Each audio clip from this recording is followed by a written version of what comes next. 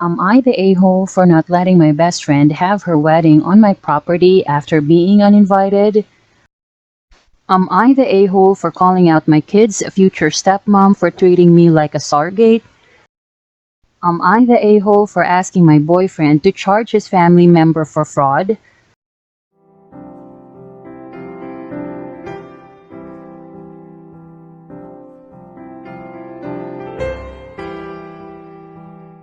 Am I the a-hole for not letting my best friend have her wedding on my property after being uninvited? One of my 29 male best friends, Carla, 31 female, is getting married soon. It's only meant to be a small backyard type of wedding, but they've been planning it for a few months now, and originally it was supposed to be on my property.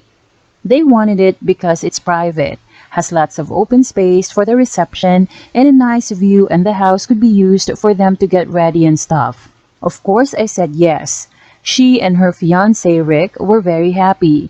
Thing is, Carla and I do have a history. We went out on and off in college but decided to stay friends. Then I met my wife. We got married. Carla met Rick, and now here they are.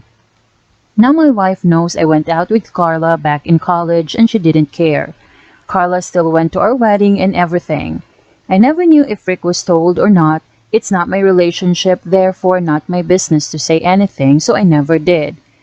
Rick found out recently and not in the best way. Not sure how, but from what I heard from friends is that one mutual friend told him. No idea why, we used to date. Not only that, but apparently, Carla said a couple years ago she was still in love with me when she was already dating Rick. Don't have actual confirmation if that's exactly what he was told. All Carla's told me is that Rick was told about our past and he's angry at her for never saying anything. It became quite a drama and didn't hear from her for over a month until now. She told me they're going to couples counseling and that the wedding is still on. But Rick requested that I not attend. It sucks, but I totally get why he wouldn't be comfortable. Then I asked the obvious question, where are they going to hold the wedding then? To my surprise, she said they still want it at our place. Rick said so too, and in my mind I'm going, he doesn't want the guy who dated his fiancée years ago at the wedding but still wants the wedding at his house. My wife and I are expected to just not be at our home that weekend, and I told Carla no.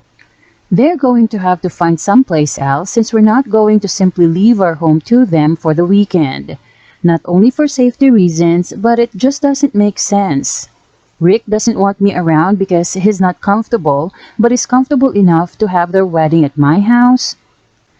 They really want their wedding here though, and because of that, I've been bugged by not only her, but also Rick and some friends who think I'm being a petty a-hole for not letting them have the wedding here anymore. Honestly, don't think that I am. It just doesn't make sense at all to have to leave our own place for a wedding we're no longer welcome to and leaving our home totally vulnerable. Still, being accused of sabotaging their wedding, and Rick believes it's the least I can do after everything. Am I the a-hole?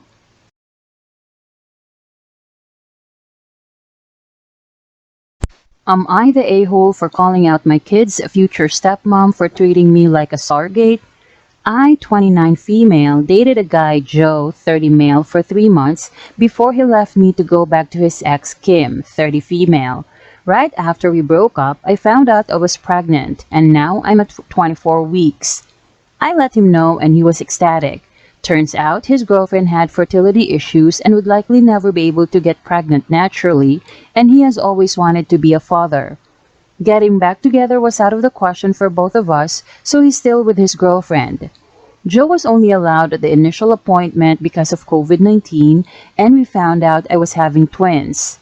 According to Joe, when he told Kim, she had a mental breakdown about her infertility and wanted to talk to me. I met them at their house and Kim stated that she wanted to be involved in my pregnancy because she would eventually be the children's stepmother. She started telling me that I needed to do a home birth and that I needed to formula feed so that they could have the babies half of the week, that she wanted one boy and one girl, and that she wanted the kid to call her mama since they would be calling me mommy. I shut her down and said I would make the best choices for my children and my body and left. Kim continued to be overbearing and texting me every day about my eating habits, exercise habits, and bitching about how her job wouldn't let her take maternity leave.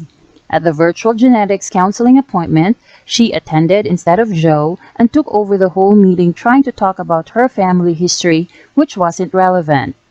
When it came time for my 20-week level 2 scan, they allowed me one guest and Joe suggested I take Kim instead of him, which I refused to do. Joe did end up coming and he found out the gender because I wanted to keep it a surprise for me so we could throw a gender reveal party. I put a pregnancy announcement on my social media and then she put up an announcement saying they were expecting twins, the non-traditional way, and how blessed she was. I was irritated but I kept my mouth shut. Then she threw a gender reveal party and posted it on social media. I wasn't even invited. She also announced that she's having a baby shower. I commented on her posts and told her to stop treating me like a surrogate, that the kids weren't hers, and that Joe didn't have any claim or custody of the kids until they are born.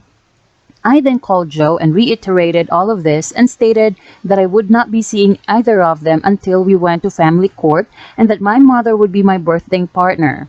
He and Kim and some of her friends and family are saying I'm an a-hole and her mother even called and insisted I give her one of my babies like this is the parent trap. So am I the a-hole?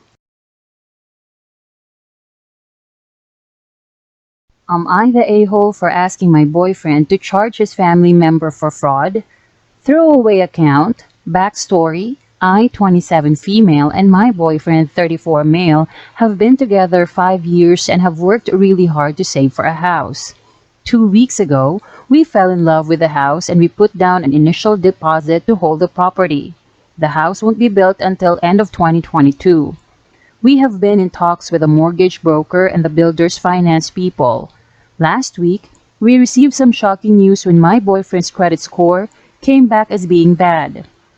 There was activity on the statement that was 100% not his, and a credit card that has gone into default over the last 6 months.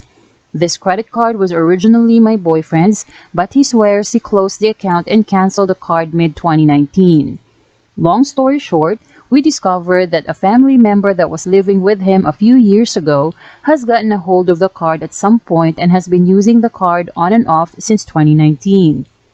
They defaulted on payments in early 2020 but paid this off, then defaulted again in December of last year, and the account is still in default and over $5,000 is owed in charges and late fees. Charges for shopping, news agency, takeaway food, and pubs. Gambling. My boyfriend has had zero knowledge of this and he hasn't had access to the account after he closed it and hasn't been receiving statements or notices from the bank. The family member has diverted these to their address. We're now unable to successfully apply for a bank loan for our house as they won't lend to my boyfriend with his credit the way it is. Our options are to proceed with fraud investigations and charges in the family member, allowing us to prove this is of no fault of my boyfriend's and successfully secure the loan. Or, boyfriend pays the debt and we wait at least 2 years from the payoff debt for his credit to regain some loss. Option 2 sets us back at least 3 years in starting a family and our lives as homeowners. This will also not allow my boyfriend to secure a bank loan to start up his own business he's been dreaming of starting for a few years. This was the year he planned on. This has devastated us and put a massive delay in our plans. My boyfriend doesn't like conflict and is going with option 2. He isn't even planning on mentioning anything to the family member. He wants it all go away and thinks this family member is going through a rough time. I want my boyfriend to proceed with fraud charges and investigation. We have worked too hard to not have our dream house and him owning his own business. So am I the a-hole for pushing my opinion on my boyfriend?